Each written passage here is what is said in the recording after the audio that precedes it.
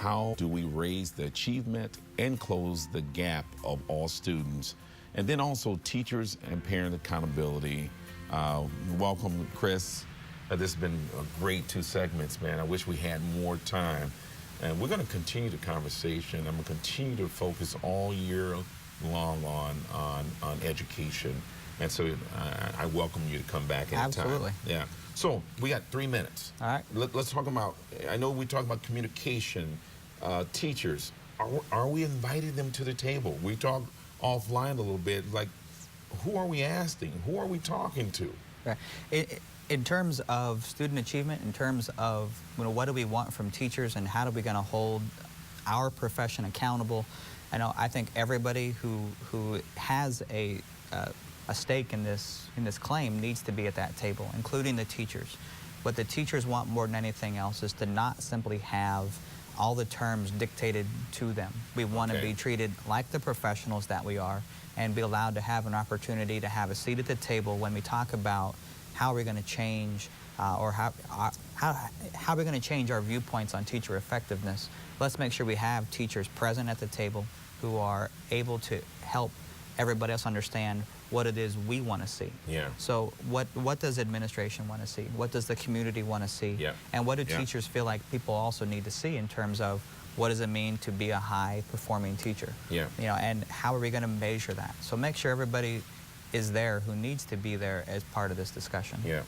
And I think we leave out so often, that's probably one of the most critical pieces there, asking the teachers and having them at the table and having them part of that meaningful dialogue. So often, Chris, as well, we focus on tests.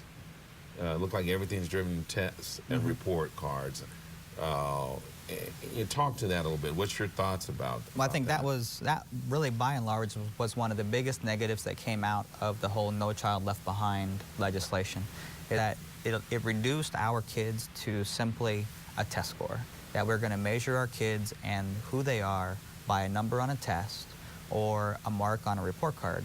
And I believe that our kids are much, much more than that. Yeah. And that simply to reduce it to that small scale greatly diminishes what we do in the classroom and diminishes the purpose of education as a whole. Yeah. It's not just simply, more math, more reading, more writing. That's the core of what we want to do. That's the core of our education and that we build upon.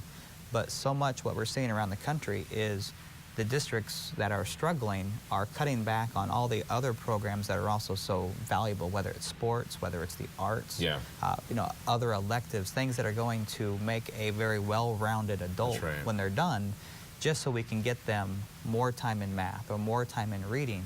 We've got to make sure that when they leave school when they're 18, that they are truly ready to become an effective member of society. And that's not just reading and writing and math. Now, that's the core. Absolutely. But what else do they bring to the table? Yeah. Well, Chris, I'm sorry, man. We're going to have to leave it right there. Thank you so much for coming on Heartland Focus. And I most definitely will have you back. And for our viewers, if there's any input you have in terms of education, what we need to do to win our future in education, please email us. That's all for this episode of Heartland Focus.